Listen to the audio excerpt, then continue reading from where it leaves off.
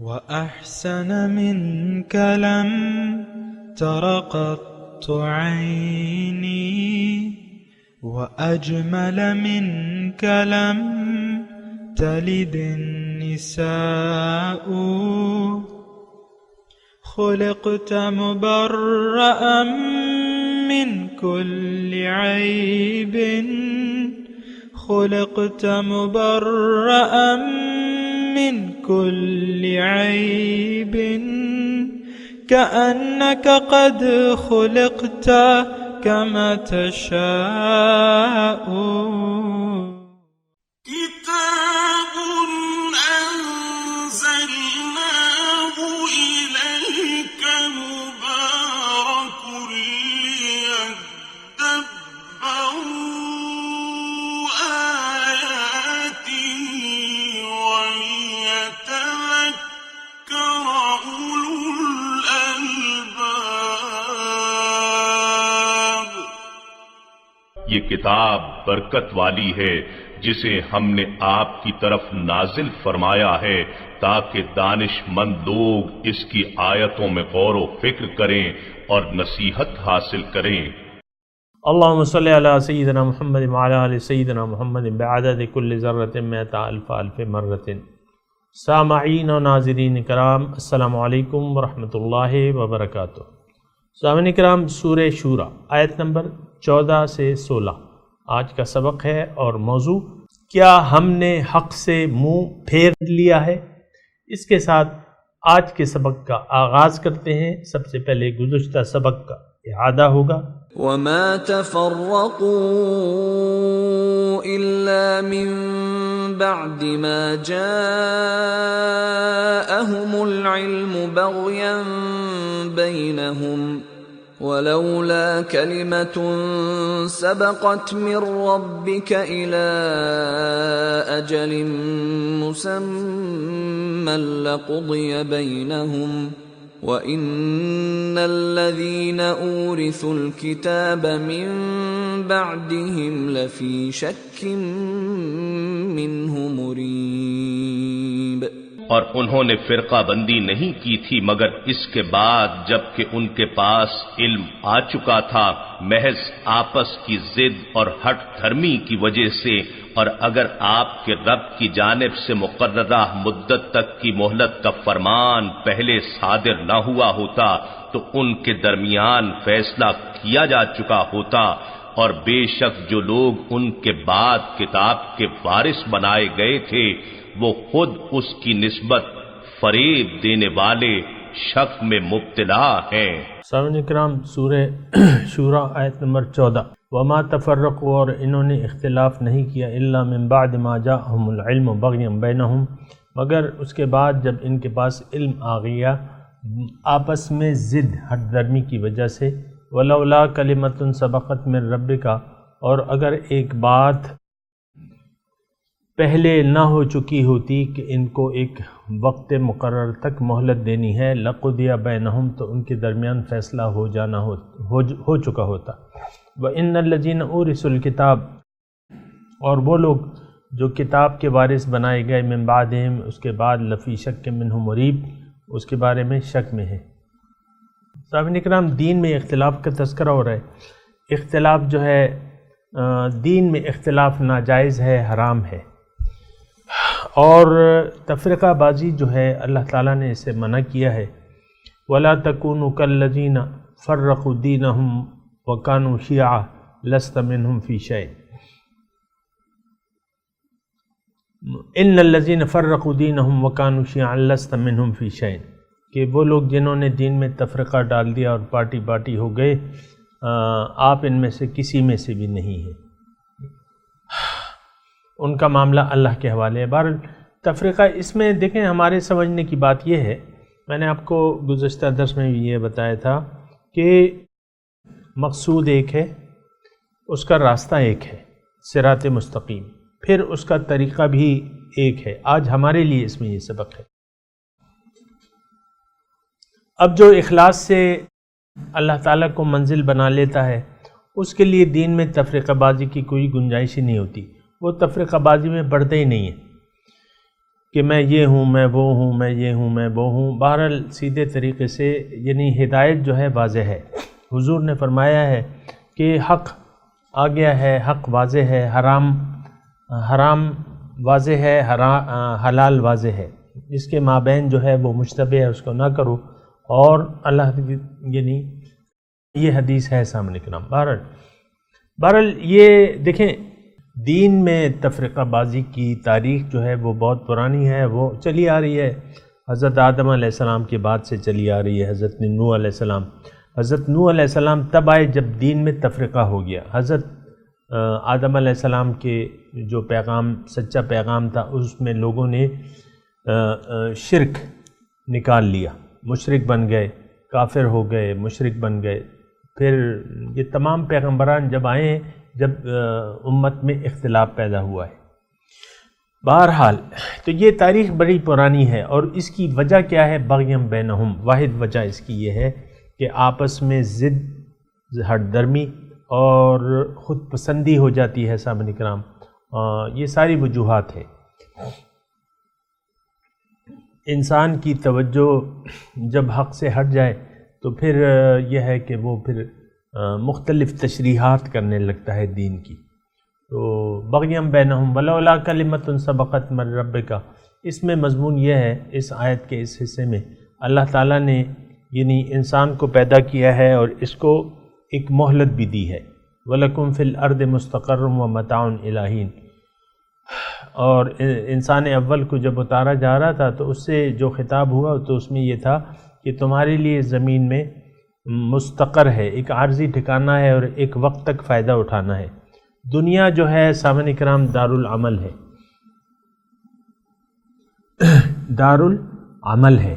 یہاں برائی کا بدلہ فوراً نہیں ملتا، اچھائی کا بدلہ بھی، مطلب یہ دارالجزا نہیں ہے۔ بہرحال مختصر طور پہ نتائج مرتب ہوتے ہیں، لیکن یہ ہے کہ اتنے شدید نہیں ہوتے، وہ انسان پھر بھی جی سکتا ہے۔ مثال کے طور پہ کسی نے حق سے انکار کیا، اپنی راہیں بدل لی اور باطل کو منزل بنا لیا، اس کے دل پہ اثرات ہوتے ہیں، اس کی زندگی پہ اثرات ہوتے ہیں، اور وہ انشاءاللہ ابھی آئیں گے، بیان ہوں گے۔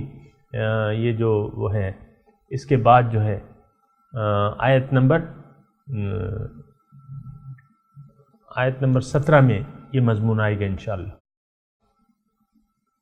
اس کی طرف ہم بڑھ رہے ہیں سامعین کرام۔ لیکن میں آپ کو یہ کہہ رہا ہوں کہ جزوی نتائج تو مرتب ہوتے ہیں، لیکن حتمی نتائج یہاں مرتب نہیں ہوتے۔ کیا مطلب؟ اللہ تعالیٰ نے یہ قانون ہے اللہ تعالیٰ کا انسان کے بارے میں کہ اس کو فوراً سزا نہیں دی جائے گی، بلکہ اس کو مہلت دی جائے گی۔ اور حتمی فیصلہ جو ہے نیک اور بد، کامیاب اور ناکامیاب کا، اس کے لیے روز جزا ہے سامعین کرام۔ تو یہ ایک رب کا فیصلہ ہے اور یہ مناسب ہے، اور اس میں بات یہ ہے کہ اگر اختلاف واقع ہو بھی جائے تو مخلص لوگوں کو ان اختلاف میں نہیں پڑنا چاہیے اور اپنا کام کرتے چلا جانا ہے۔ جو اختلاف کر رہے ہیں ان کو ان کے حال پہ آپ چھوڑ دیں، یہ نہیں کہ اس کے پیچھے آپ لٹ لے کے پڑ جائیں، نہیں۔ اللہ تعالیٰ نے فرمایا کہ یعنی یہ اللہ تعالیٰ کے قرآن میں یہ مضمون ہے کہ آپ ان کو چھوڑ دیں، ان کے حال پہ چھوڑ دیں، جو اختلاف یعنی اختلافات میں نہ پڑیں۔ ابھی مضمون مزید وضاحت سے بھی آ جائے گا۔ تو بہرحال ولولا کلمۃ سبقت من ربک الی اجل مسمی لقضی بینہم، اس میں مضمون جو تھا وہ میں نے آپ کو بیان کر دیا کہ اگر اللہ تعالیٰ کا یہ فیصلہ نہ ہوتا کہ ان کو مہلت نہیں دی جائے گی تو ختم ہو جاتی بات، عذاب آ جاتا، لیکن نہیں۔ وَإِنَّ الَّذِينَ أُورِثُوا الْكِتَابَ مِن بَعْدِهِمْ لَفِي شَكٍّ مِّنْهُ مُرِيبٍ، جو لوگ کتاب کے وارث بنا دیے گئے ان کے بعد، کس کے بعد؟ یعنی یہ شک میں مبتلا ہیں، اضطراب انگیز شک میں ہیں۔ اور بات یہ ہے سامنے کرام کہ دین کو یعنی شک دور کرنے کے لیے پھر آپ کو معلوم کرنا پڑے گا کہ حق کیا ہے۔ بہرحال یہاں تذکرہ ہے ان الذین اورثوا الکتاب من بعدہم، وہ جو کتاب کے، اب کتاب کے وارث کون ہیں؟ وہ جو نبی کے بعد ہوتے ہیں، مطلب جو ان کے پیروکار ہوتے ہیں، آہستہ آہستہ جو ہے یعنی گمراہی جو ہے وہ جڑ پکڑ لیتی ہے۔ اس کی بھی اپنی وجوہات ہیں، لیکن میں سمجھتا ہوں کہ اتنا کافی ہے۔ تو وہ کتاب کے وارث جو بنا دیے گئے تو وہ پھر مختلف وجوہات کی بنا جو ہے وہ شک میں پڑ جاتے ہیں کہ حق کیا ہے، کیا کرنا چاہیے۔ فَلِذَلِكَ فَادْعُ۔ اب حضور صلی اللہ علیہ وسلم جس وقت تشریف لائے، میں نے آپ کو گزشتہ سبق میں بھی یہ کہا تھا کہ حضور صلی اللہ علیہ وسلم جب تشریف لائے تو یہ کون تھے؟ یہ قریش مکہ، یہ سارے عرب، یہ پیغمبر کی اولاد تھی، بنو اسماعیل کہا جاتا ہے، یہ پیغمبر کی اولاد تھی۔ لیکن بات یہ ہے کہ وہ گمراہ ہو گئے، غلط ہو گئے، گمراہ ہو گئے، نفسانی خواہشات آ گئی، ضد آ گئی، ہٹ درمی آ گئی، قوم پرستی آ گئی، وغیرہ وغیرہ۔ اب اللہ تعالیٰ اپنے رسول کو فرما رہے ہیں کہ فَلِذَلِكَ فَادْعُ۔ اب تو دین آ گیا، آپ کے ہاتھ سے میں نے دین بھجوا دیا، توحید کا درس آپ ان کو دے رہے ہیں، آپ اسی دین حقہ کی طرف ان کو بلاتے رہیں، وَاسْتَقِمْ كَمَا أُمِرْتَ، اور خود بھی آپ جو حکم دیا جا رہا ہے، جو دین ہے، اس پر آپ قائم رہیں، وَلَا تَتَّبِعْ أَهْوَاءَهُمْ، اور ان کی خواہشات کی پیروی نہیں کریں۔ وَقُلْ آمَنْتُ بِاللَّهِ، یہ میں لفظی ترجمہ سنا رہا ہوں، پھر اس پہ بات کرتے ہیں۔ وَقُلْ آمَنْتُ بِاللَّهِ بِمَا أَنزَلَ اللَّهُ مِنْ کتاب، اور آپ کہہ دیں کہ ہم تو ایمان لائے ہیں جو اللہ نے نازل کیا ہے کتاب سے۔ وَأُمِرْتُ لِأَعْدِلَ بَيْنَكُمْ، اور مجھے حکم یہ ہے کہ تمہارے مابین انصاف کروں۔ اللہ ربنا وربکم، اللہ تعالیٰ میرا بھی رب ہے، تمہارا بھی رب ہے۔ لنا اعمالنا ولکم اعمالکم، تمہارے لیے تمہارے اعمال، ہمارے لیے ہمارے اعمال، تمہارے لیے تمہارے اعمال۔ لا حجت بیننا و بینکم، ہمارے اور تمہارے درمیان کوئی جھگڑا نہیں ہے۔ اللہ یجمع بیننا، اللہ تعالیٰ ہمیں جمع کرے گا، وإلیہ المصیر، اور اسی کی طرف واپس لوٹنا ہے۔ یہ ٹھیک ہے کہ اس کے اولین مخاطب حضور صلی اللہ علیہ وسلم کی ذات تھی، لیکن آج ہم ہیں، امت ہیں، اور داعیان الی الحق ہیں۔ یہ ان کے لیے ایک پالیسی اللہ تعالیٰ ترتیب دے رہے ہیں کہ جو لوگ اختلاف میں پڑ گئے ان کے ساتھ زیادہ بحث و مباحثہ نہیں ہونا چاہیے، ان کے پیچھے نہیں پڑنا چاہیے۔ یعنی جو گمراہ ہو گیا ہے، آپ اپنی بات اس تک پہنچا دیں، مانے ٹھیک ہے، نہ مانے تو اس سے علیحدگی اختیار کر لیں۔ اور یہ سارے مضمون سامعین کرام، یعنی بنیادی جو مضمون ہے یہ ہمارے لیے ہے، تعیان الی الحق کے لیے ہے۔ جو مومن ہے اور وہ خود بھی ایک راستے پر چل رہا ہے، اوروں کو بھی دعوت دے رہا ہے، لیکن اگر کوئی اس کی بات سے اختلاف کرے تو اس کو اپنے دین پر قائم رہنا چاہیے، اور دعوت لوگوں کو دیتی رہنا چاہیے، مزید لوگوں کو دعوت دیتا رہنا چاہیے، اور خود اس کو قائم رہنا چاہیے۔ وَاسْتَقِمْ كَمَا أُمِرْتَ، اور وَلَا تَتَّبِعْ أَهْوَاءَهُمْ، باطل کی خواہشات کی پیروی نہیں کرنی چاہیے، باطل کے یعنی جو دباؤ ہے اس میں نہیں آنا چاہیے۔ بعض اوقات باطل جو ہے دباؤ ڈالتا ہے، تو اس میں دباؤ میں وَلَا تَتَّبِعْ أَهْوَاءَهُمْ میں یہ مضمون ہے۔ اور آپ ان سے کہہ دیجئے آمنت بما انزل اللہ من کتاب، اللہ تعالیٰ نے جو کتاب نازل کی ہے ہمیں اس پر یقین ہے اور اس پر ہمارا ایمان ہے۔ ہمارے تمہارے درمیان کوئی جھگڑا نہیں ہے، ایسا جھگڑا نہیں ہے کہ ہم ایک دوسرے سے لڑ پڑیں۔ اللہ تعالیٰ ہمارا بھی رب ہے، تمہارا بھی رب ہے، تمہارے اعمال تمہارے لیے ہیں، تم اپنی مرضی سے اعمال کرو، ہم اپنے مسلک کے مطابق عمل کر رہے ہیں، ہمارے تمہارے درمیان ایسی جھگڑے کی کوئی بات نہیں ہے، تم اپنے مسلک پر قائم رہو، ہم اپنے دین پر قائم ہیں۔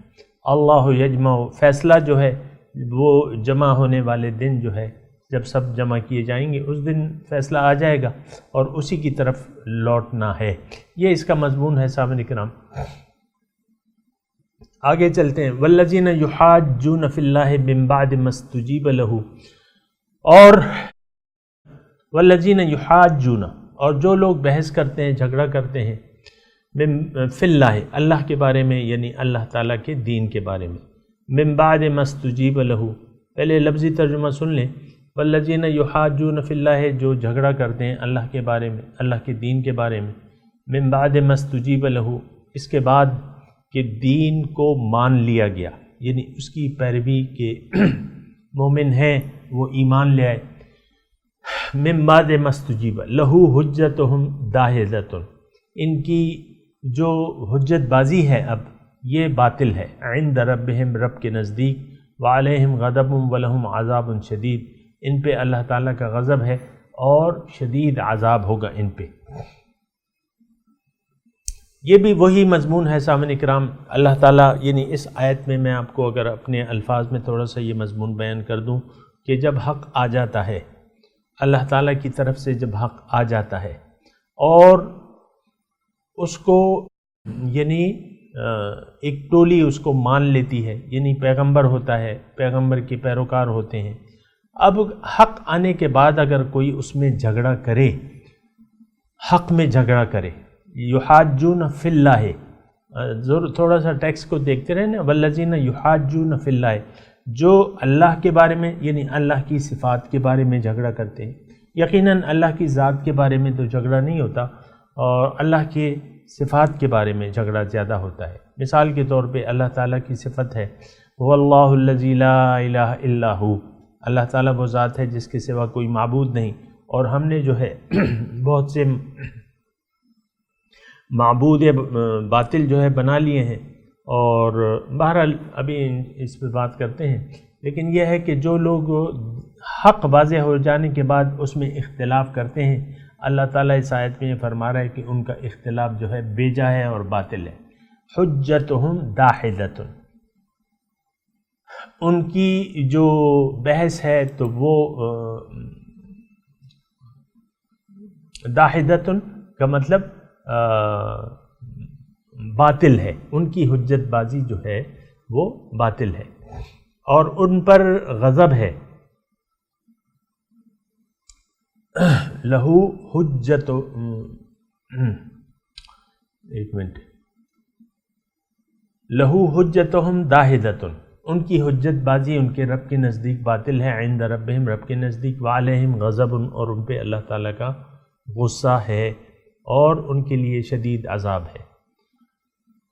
یعنی اللہ کی دعوت پر لبیک کہے جانے کے بعد جو لوگ اللہ تعالیٰ کی آیات میں جھگڑا کرتے ہیں، ان کی حجت بازی جو ہے وہ باطل ہے.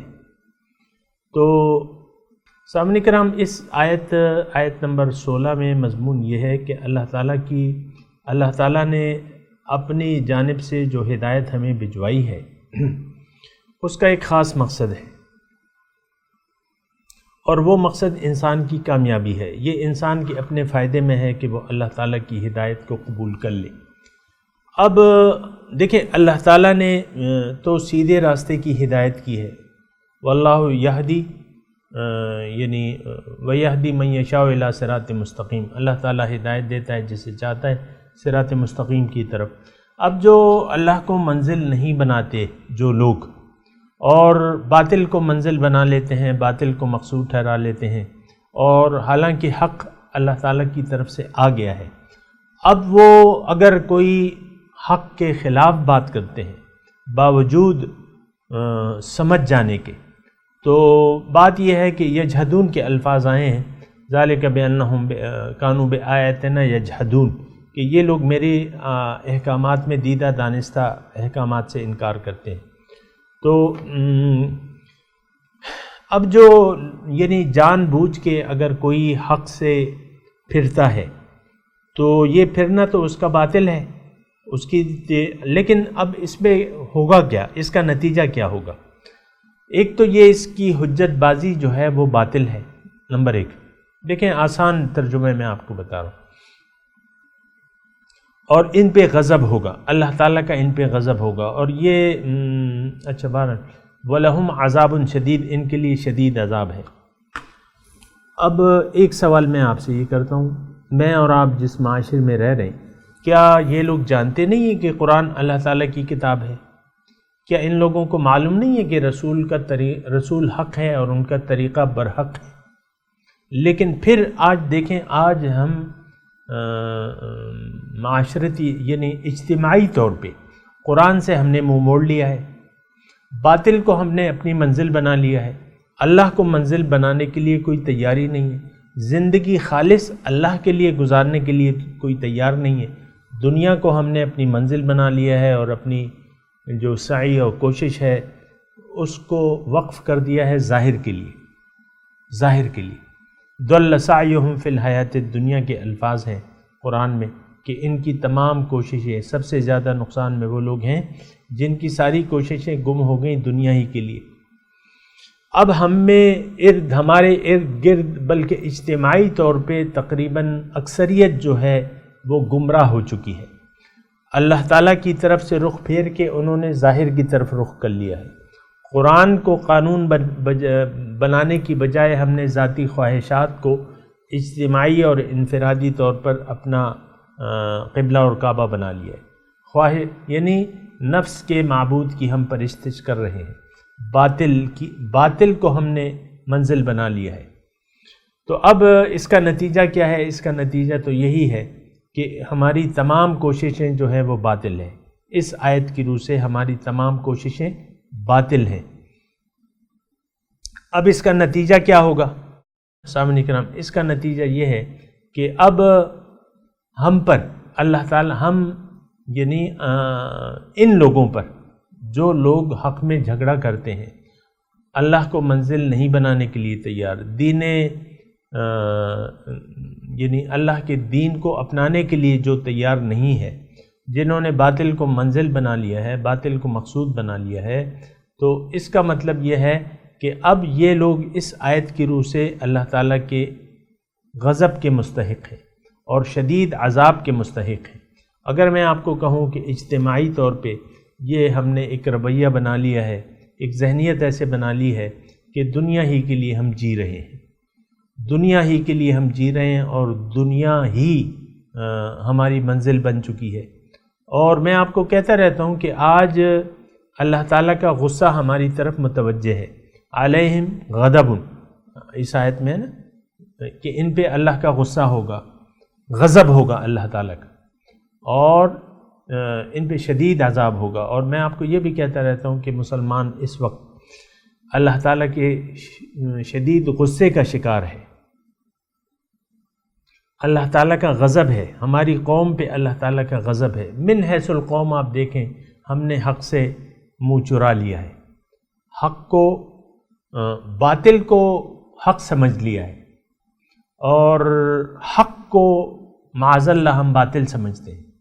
آج دیکھ لینا، یعنی اسلام کا جو دین ہے، جتنا پیارا دین ہے، یعنی بلند مقاصد کے لیے ہمیں بلاتا ہے، اور اللہ تعالیٰ ہمیں بلاتا ہے، واللہ یدعو الی دار السلام ویہدی، اللہ تعالیٰ دار السلام کی طرف ہمیں دعوت دیتا ہے، اور پھر اللہ ہمیں خصوصی مرتبوں سے نوازنا چاہتا ہے، اور انسان کو اللہ تعالیٰ نے دوزخ کے لیے نہیں بلکہ جنت کے لیے پیدا کیا ہے۔ یہاں تھوڑی سی تیاری کرنی ہے۔ اگر کوئی ان مقاصد جلیلہ سے انکار کر دے اور اس میں حجت بازی کرے، آپ دیکھیں بہت سے لوگ آپ کو حجت بازی، بڑے بڑے اعلیٰ تعلیم یافتہ لوگ جو ہے آپ کو حجت بازی کرتے نظر آئیں گے۔ یہ آیت خاص طور پہ ہمارے لیے ہے، سامنے کرم ہمارے حالات ہیں، ہم نے حجت بازی دین میں شروع کر دی ہے، اور پھر مسلمان جو ہے تفرقہ بازی کا بھی شکار ہو گیا ہے، اور اصل منزل سے ہم غافل ہو چکے ہیں۔ یہ بات تو بڑے دعوے سے میں کہوں گا کہ ہم جو اصلی منزل ہے اللہ، اس سے یعنی وہ ہماری منزل نہیں ہے اللہ تعالیٰ، بلکہ دین کے بعض نان ایشوز کو ہم ایشو بنا کے جی رہے ہیں، اور اسی کو ہم نے اپنی روٹی پانی کا وہ ذریعہ بنا لیا ہے۔ اور لیکن اس کی جو وعید ہے بڑی سخت ہے، یعنی حق کو جاننے کے باوجود آپ حق کے بارے میں بحث کریں، مجادلہ کریں، تو ایک تو یہ مجادلہ باطل ہے، اس کی کوئی حیثیت نہیں ہے۔ دوسری بات یہ ہے کہ اللہ تعالیٰ فرما رہا ہے کہ ان لوگوں پر میرا غصہ ہے، اور تیسری بات یہ ہے کہ اللہ تعالیٰ فرما رہا ہے کہ ان کے لیے شدید عذاب ہے۔ اب آپ خود دیکھ لیں کہ اس آیت کا مخاطب کون ہے۔ ظاہر ہے کہ ہم ہیں سامنے کرام، بہرحال یہ ہمیں سوچنا ہوگا اور اس آیت کے تقاضے پر عمل کرنا ہوگا۔ ابھی میں تلاوت کرتا ہوں، میرے ساتھ دہرائیے۔ اعوذ باللہ من الشیطان الرجیم، بسم اللہ الرحمن الرحیم، وما تفرقوا الا من بعد ما جاءهم العلم بغيا بينهم ولولا كلمة سبقت من ربك إلى أجل مسمى لقضي بينهم وإن الذين أورثوا الكتاب من بعدهم لفی شک منہ مریب ولذالک فادع واستقم کما امرت ولا تتبع اہواءہم وقل آمنت بما انزل اللہ من کتاب وامرت لأعدل بینکم اللہ ربنا وربکم لنا اعمالنا ولکم اعمالکم لا حجت بیننا وبینکم اللہ یجمع بیننا والیہ المصیر۔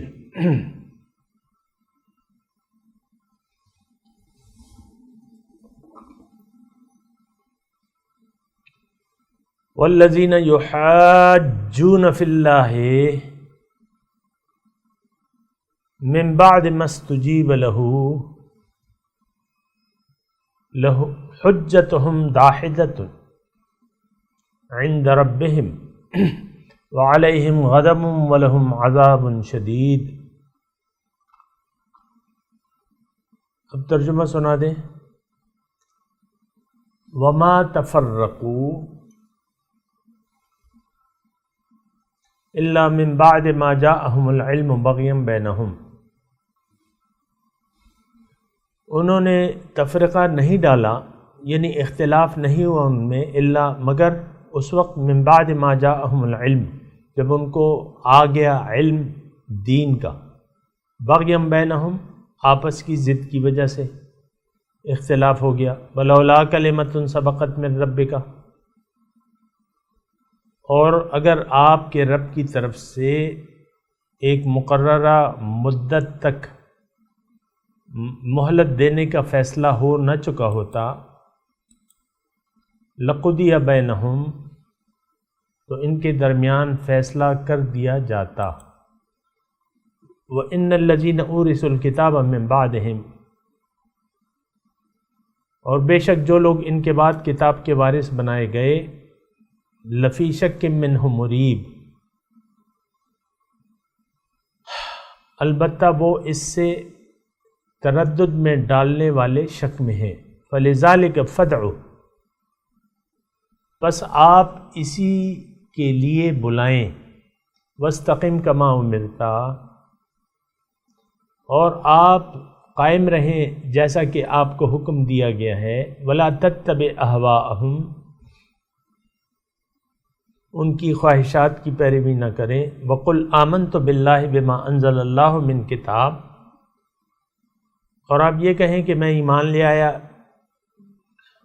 اس تعلیم پر جو اللہ تعالیٰ نے کتاب میں نازل کی ہے، وہ امرت لأعدل بینکم، اور مجھے حکم دیا گیا ہے کہ میں تمہارے درمیان انصاف کروں، اللہ ربنا وربکم، اللہ تعالی ہمارا اور تمہارا رب ہے، لا حجت بیننا و بینکم، ہمارے تمہارے درمیان کوئی جھگڑا نہیں ہے، اللہ یجمع بیننا، اللہ ہمیں جمع کرے گا، وإلیہ المصیر، اور اسی کی طرف واپس لوٹنا ہے۔ سامعین کرام، اب ان آیات کی تلاوت اور ترجمہ سنتے ہیں۔ وما تفرقوا إلا من بعد ما جاءهم العلم بغيا بينهم ولولا كلمة سبقت من ربك إلى أجل مسمى لقضي بينهم وَإِنَّ الَّذِينَ أُورِثُوا الْكِتَابَ مِن بَعْدِهِمْ لَفِي شَكٍّ مِّنْهُ مُرِيبٍ۔ they became divided only after knowledge came to them out of resentment among themselves. Were it not for a predetermined decision from your Lord, judgment would have been pronounced between them. Indeed, those who were made to inherit the book after them are in grave doubt about it. فلذلك فادع واستقم كما أمرت ولا